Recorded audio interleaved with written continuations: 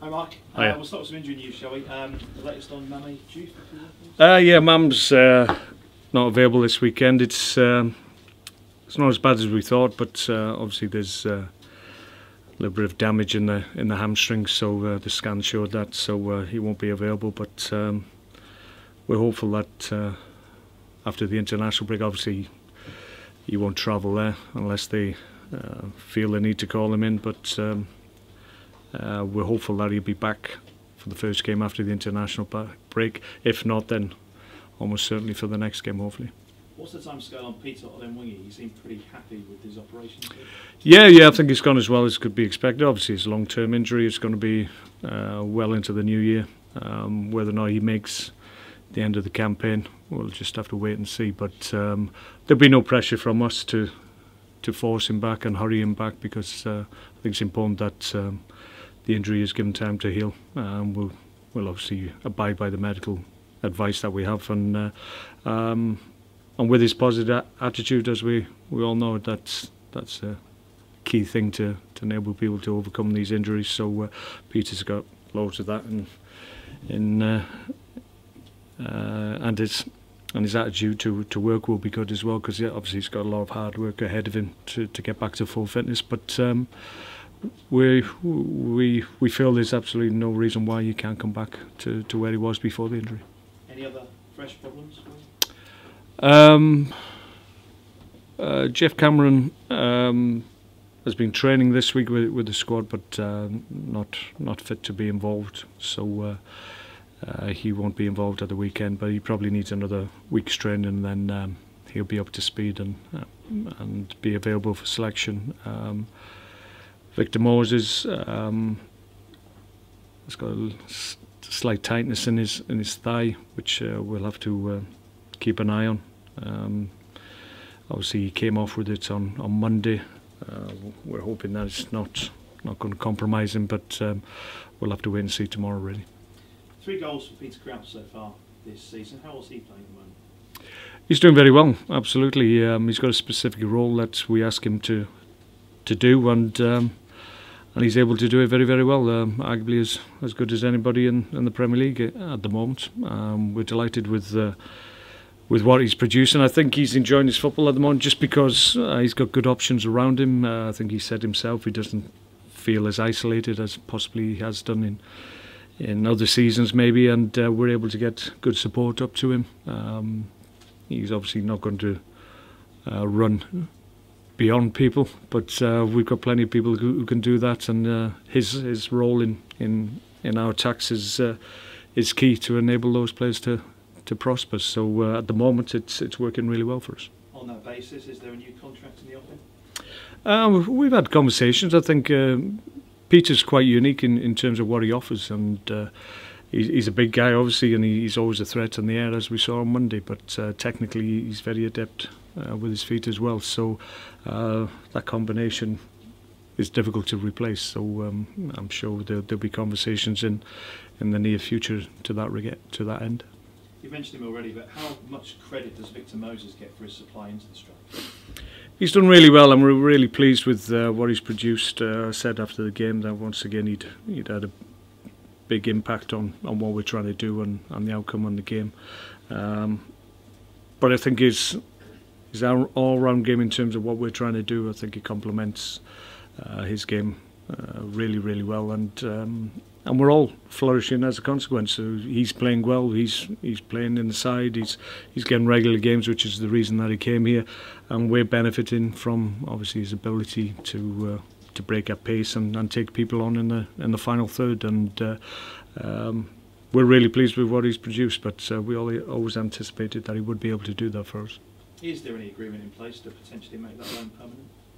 No, there's no agreement in place. It's basically a loan deal. I don't think Chelsea wanted anything binding. Their intention was to send Victor out on loan to get game time. I think that's their policy. With the international break looming, you should not tap into your experience as Wales manager for a moment. Club v Country has raised its head this week. What was the most challenging situation you faced as Wales manager with regards to a Club v Country situation? Well, there's always a debate around it. I seem to recall I had quite a few exchanges with Newcastle over the years in terms of Craig Bellamy, and I think at the time he had an issue with his knee, but we had a huge game against Italy in a playoff game, leading into a playoff game. So obviously I wanted him there. He'd just come back from the injury and he played the week before, so my interpretation was that he was fit. Obviously I hadn't been a club manager at that point, so maybe I didn't really acknowledge the arguments that at the time was Sir Bobby Robson. He eventually came, did okay, but those conversations you have to have, and there's always two sides of the story. It's difficult to be an international manager because you have so little time to prepare, and obviously a club manager will try and protect his resources as well, so it's not easy, and there has to be a balance and an understanding on both sides. But at the end of the day, the club manager and the international manager are judged on results, and to be able to get results you need your best players available, so it's understandable when there's a little bit of a debate in terms of whether the country is more important than the club. So as you sit here now, do you have sympathy with Roy Hodgson? It's difficult, absolutely. There's a lot of people who haven't had the experience of being an international manager, and I have, and it's not easy. It's not easy, and sometimes there's a lot of pressure from the outside to obviously protect certain players, and you have to be mindful of that and try and understand that some of the work that you do may be different to what the work that the players get at their club, and sometimes if there is a difference it can compromise the player himself. So as long as there's good communication and communication between both parties, then you come to some common ground, and you protect yourself and you protect the player as well. Finally from me, for the moment, no Stoke players in the senior England squad again. Do you feel they're getting overlooked? Yes, I would say so. I would say so in terms of Ryan Shawcross. I was surprised that really he hasn't had a look in since I think it was the Sweden game that he got a brief appearance. I think since I've come here he's been arguably the best player that has produced on a regular basis for me. He's got a lot of experience. I think if you look at the England squad, there's not a great deal of senior leadership there. I think they've lost a lot of that, like Gerrard and Lampard going out of the squad. So we've got a young man here who's had 200 odd games as club captain, so he's got leadership qualities that he could possibly bring to the squad. But it's people's opinions. My view is that he deserves another look. I mean, the squad that's just been released, you look at it and they're all good players, so they won't be involved. But I think, not to name names, but you look at the Evanston side who at the moment and defending possibly as well as they would like. I think they've conceded more goals than anybody else, and 3 of their defenders are in the squad. So I think there's a case for current form and players that are playing well at the moment to have an opportunity. You've already won this season, but winning at home at the Brit, your first of the season, has that lifted the place a little? Well, there seemed to be a little bit of negativity around the place. I mean, if you look at it and you want to accentuate the positive, which I would prefer to, we've lost 1 game in 7. So we're not in bad shape in all competitions. So we feel we're in a good place. Obviously, the one stick that was being used to hit us over the head somewhat was the fact that we hadn't won at home. So we've got rid of that. We played well on Monday. We're able to get the 3 points that I felt our player deserved, and yeah, we're in good shape. As I said, we've done okay. We've obviously unbeaten on our travels so far this season as well. So going into the game against Sunderland, we're looking forward to it, because in terms of confidence, we're at a high. And I'm guessing their confidence won't be that high without a win this season. I suppose you're going to have to try and make the most of that. Well, yeah, I mean we're in a good place. Maybe the fact that, like ourselves on Monday, they up to this point they haven't been able to get a win on the board and maximum points from a home game as yet. But obviously we played them a week or so ago, and came away from there with a positive result, and were able to progress in the next round of the League Cup. So they'll be looking to make amends for that, I'm sure. But the confidence we got from that, not only the result but the performance as well, will stand us in good stead, and we'll look forward to it because, as I said, I think we're in good shape. Did that game have any bearing at all on this one, the League Cup win? Well, a number of the players that were involved that night, in fairness, I made changes and Gus made changes, but a number of the players that were involved will be involved again. So no, I think a win's a win. There's always a little psychological edge to every game, and any edge that you can use to your own benefit, you'll try and do that. One of the changes you did make from that game was you brought in Muniesa ahead of Peters. I saw him earlier on today, and he said you were upfront about him, told him why you were making the decision. But it's great to have competition for places, but it's also good when you get a reaction like Peters. He's pleased for his mate, but he wants to get back in the team by training. Yeah.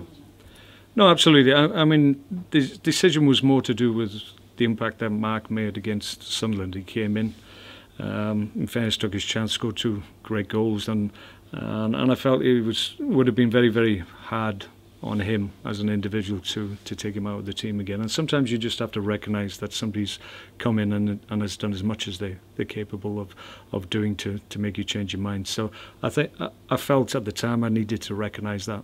And it was no reflection on Eric, because Eric's been great since I brought him to the club, and it was no reflection on his form at all. It was just a consequence of how well Mark had done in the game previously, and the fact that they're good friends maybe helps the situation. But I think it's one of those things that they're very close in terms of what they can give me. So if one plays one week and the other plays another week, I have no qualms about that, because they're both very, very good players.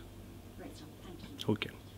Mark, sorry. I was going to say, you've taken us aside to the Stadium Light 7 times and you've won 5 times. That's an incredible record. What is it about the Northern air that brings out the best in your sides?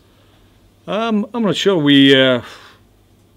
I can only talk about the here and now, and I think at the moment on our travels we feel really positive, and I think obviously we've got a game very quickly following on from the cup game against the same opposition, so we hopefully can use the confidence that we gained from the first game and allow that confidence to make sure that we're in good shape for the Premier League game. Premier League and the League Cup game, I understand totally, they're different games, and people approach them in different ways, but I just feel that the way we played and the problems that we caused Sunderland, I think we can do it again, but we have to play well, we know that, and Sunderland obviously will have a little issue with us, I would suggest, given that we beat them last time out. So we've got to be prepared for that, and accept or anticipate that Sunderland are more likely to have a better performance this time out. So we've got to be ready for that. The game against Newcastle was pretty tough. Is it proving tough this season, carving out results compared to last season? Well, I think we haven't put games to bed. I think our play is good. I've been really encouraged by what we've produced. We're creating chances, and not as if we're drifting through games and not creating any opportunities. Nothing could be further from the truth, in all honesty. I think we're making lots of chances in every game we play.